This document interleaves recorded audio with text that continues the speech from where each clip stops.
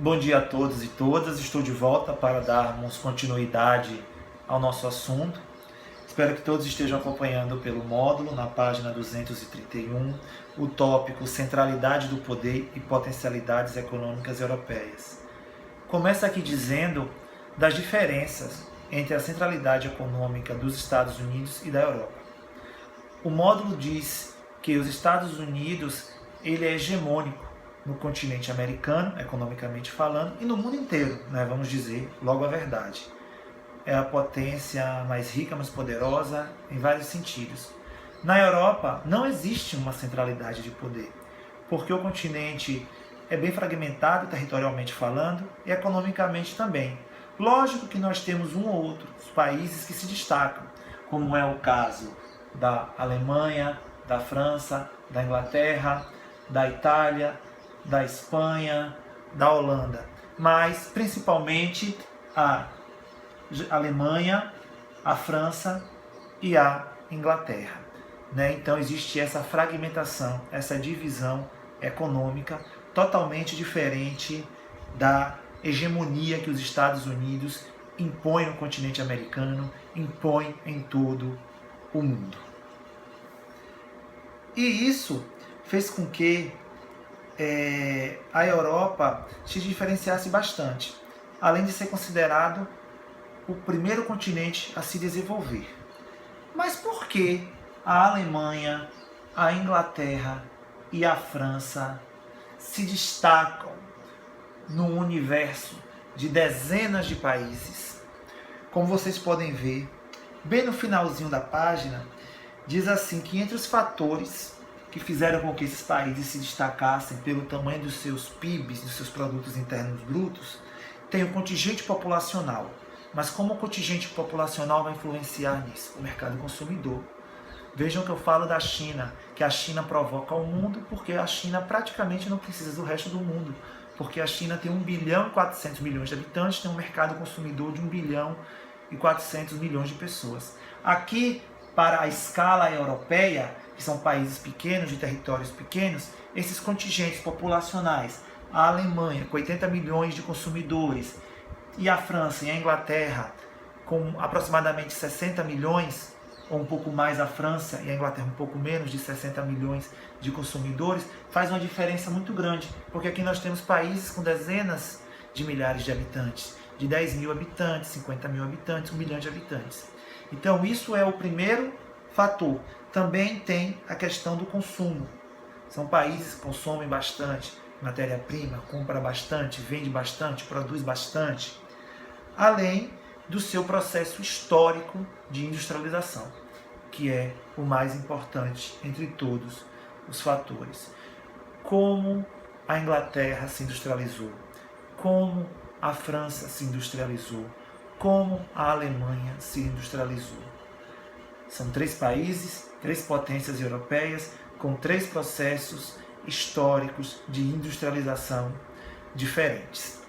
Na página seguinte, por curiosidade, aqui tem um quadro, tem 2 quadros também nessa página, 231, mostrando os maiores PIBs e renda per capita do continente europeu. Mas na página seguinte, 232, vai falar sobre o processo de industrialização das potências europeias. Eu já acabei de falar. Por que a Alemanha se tornou essa potência na Europa, a França e a Inglaterra? E aqui vai explicar. E vai mostrar que esses 3 países tiveram rumos históricos diferentes. A industrialização na Inglaterra é chamada de industrialização clássica, porque dependeu basicamente de alguns fatores, que foi o acúmulo de capital, de matérias-primas, o mercado consumidor e o desenvolvimento tecnológico, que fez surgir o quê? A Revolução Industrial no século XVIII. O acúmulo de capital veio com a expansão colonial inglesa. A Inglaterra, até a Segunda Guerra Mundial, era o grande país do mundo. Era o maior império, o Império Britânico. Tinha dezenas e dezenas e dezenas de colônias, de territórios ultramarinos. Então, isso foi um dos motivos que fez com que acontecesse a Revolução Industrial na Inglaterra.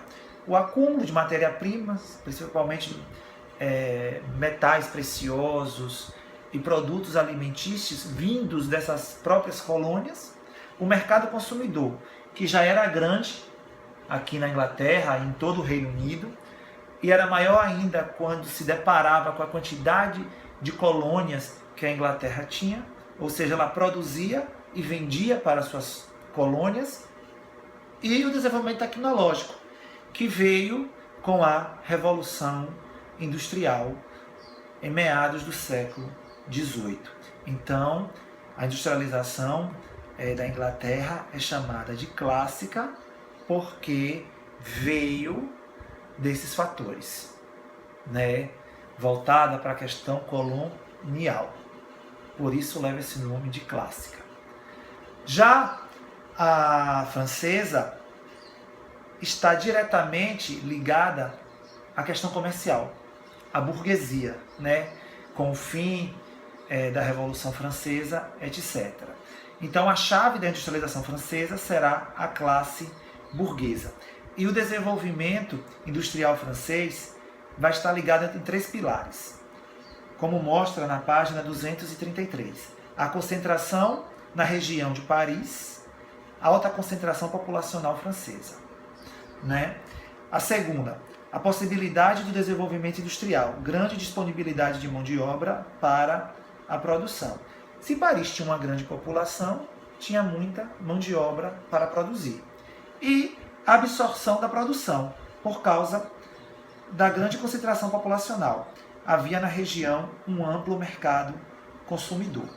Diferente da Inglaterra, que se industrializou durante o século XVIII, a França só um século depois, o século XIX, né?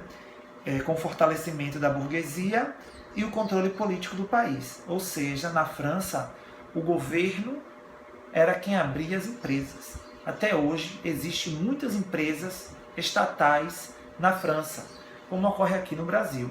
Até a concentração é bem parecida. Existe uma concentração muito forte em São Paulo, na França uma concentração muito forte na região de Paris. É tanto que alguns cientistas chamam de macrocefalia urbana econômica, ou seja, a diferença do tamanho do PIB de Paris para as demais cidades como Bordeaux, Toulouse, Marseille, Lyon, Lille, entre outras, é uma coisa fora do normal, é descomunal, como é a grande diferença que existe no tamanho do PIB da cidade de São Paulo, da grande São Paulo, para as demais metrópoles brasileiras, né? E só que a França também não foi mil maravilhas, também aconteceram alguns obstáculos, e os obstáculos da França estavam ligados principalmente a uma questão de matéria-prima, o que não faltava para a Inglaterra, porque tinha um vasto império, dava para produzir matéria-prima, eles construíram centenas de quilômetros de ferrovia para escoar a produção, principalmente aqui na região de Manchester e Liverpool. Então a França era totalmente diferente. A França tinha pouca matéria-prima, tinha pouco combustível, né? E o pouco combustível que a França tinha estava basicamente nessa região aqui, na fronteira com a Alemanha, que mais tarde foi até questão de disputa durante a Primeira Guerra Mundial, como vocês já viram nas aulas de História, a região de Alsácia e Lorena, no extremo leste do país, junto com a fronteira da Alemanha. Veja que já é bastante diferente. A Revolução Industrial na Inglaterra, o Império Britânico, muita matéria-prima, já a França não. A França tinha pouca matéria-prima, se desenvolveu a partir da questão comercial, da produção na região de Paris.